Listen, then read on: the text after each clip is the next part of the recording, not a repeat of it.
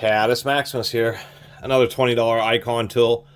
You know, just reviewed those side cutters, and these 8-inch needle nose pliers are also pretty decent. As far as a lot of the new icon kind of plier stuff, I got the hose grip pliers, and they are had horrible quality control on them. The wrench pliers I think are okay, but some of their stuff, like the side cutters, I think are pretty decent.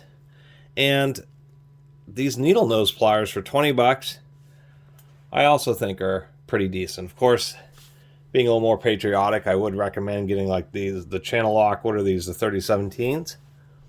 But these icons really aren't too bad. They actually did try with these. Now, as far as the channel locks are concerned, compared to the channel locks, they actually are a little bit thicker this way, but ever so slightly narrower this way. So probably a near equivalent amount of material. If we get the center of these rivets lined up here, that they aren't quite as long as the channel locks are. The channel locks, as you can see, are more traditional needle nose, where they just come up to a pretty nice close point, where these are a little bit shorter and just have just a little bit more width. You can see where they ground them down, kind of similar to the channel locks both, where these have just a lot of material right close to the very end. So these really are heavy-duty needle nose. They, of course, don't have cutters just like these channel locks do. The rivet feels pretty good, nice and tight. Maybe a little bit loose at the beginning, so I think these are going to loosen up just a bit, just because they're starting out just a little bit loose, but at least they're nice and usable out of the package.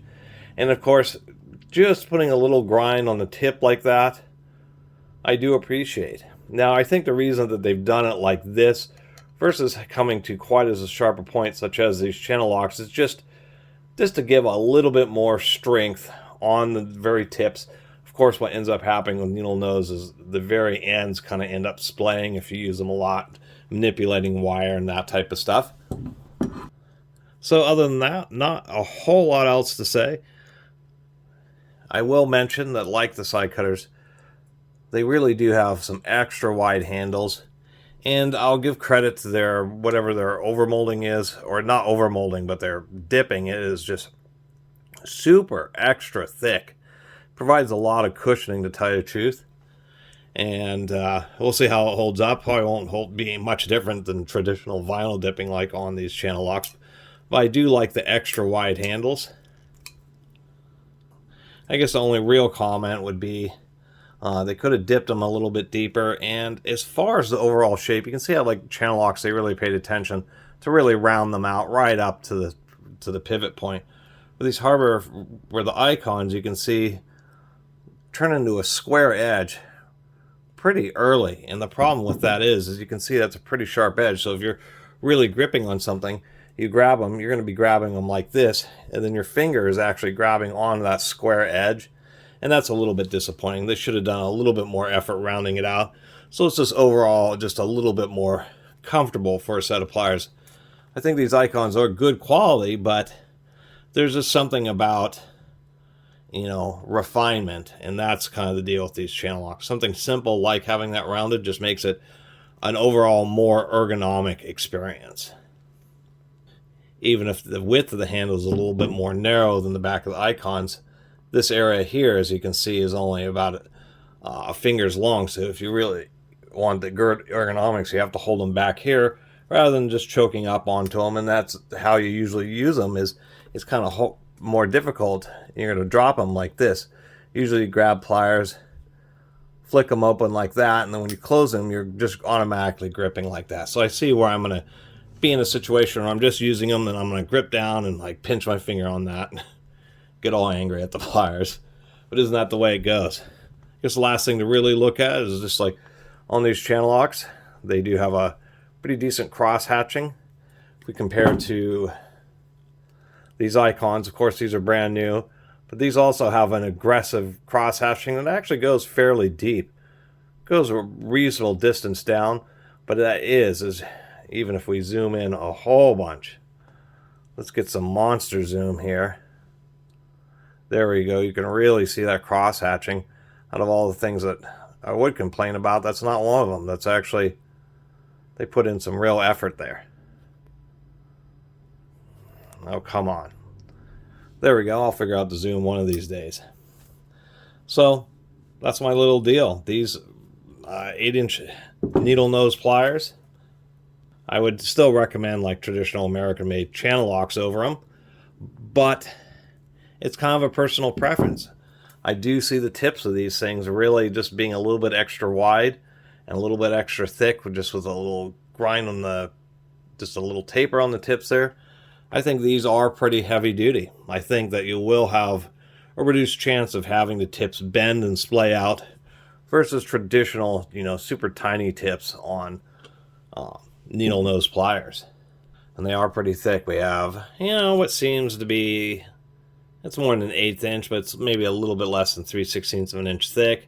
Maybe about 1/2 inch wide there. So definitely feel pretty rigid. Almost about the same. Actually, if I do some squeezing on the channel locks and then squeezing on these, it almost feels like there's a little bit more rigidity. So they do definitely seem like legitimate, pretty heavy-duty needle nose pliers. So I guess you'll have to kind of choose whether you want to go with a traditional American-made brand or maybe give the Icons a shot. I guess the deal is you buy these from Harbor Freight, and so if you have some type of issue where you're really wrenching on something and you break one of the tips off, that's basically the way you damage these types of pliers, is breaking the tips. Then you can go and swap them out at Harbor Freight. Although a lot of stores that sell like channel locks, if you have the same issue where you actually break a tip off of them, they'll swap them out just the same. And I have plenty of other needle nose. It's just there's not a lot of needle nose. Most needle nose come with cutters in them, and so there's not a whole lot of just plain straight needle nose pliers that are just a heavy duty style. So that's why I chose these Channel Lock 3017s to compare them against. And also in there, the channel locks also I like because they've proven themselves for more than half a century. Here we have a much older set of 3017s, very same part number as the newer channel locks. These are just happen to be old Meadville labeled ones.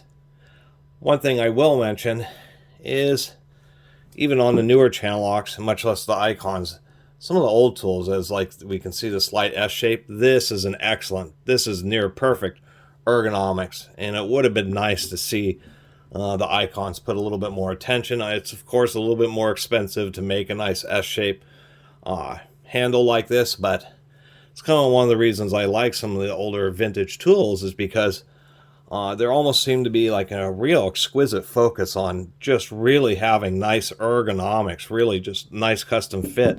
And it seems just to make slightly cheaper dies and molds, they kind of cheapen out on the handles and the ergonomics a little bit just to save minimal amounts. So did want to point that out. Anyway, I'm done blabbing. I really appreciate everybody who's been watching and subscribing. If you haven't subscribed, please do.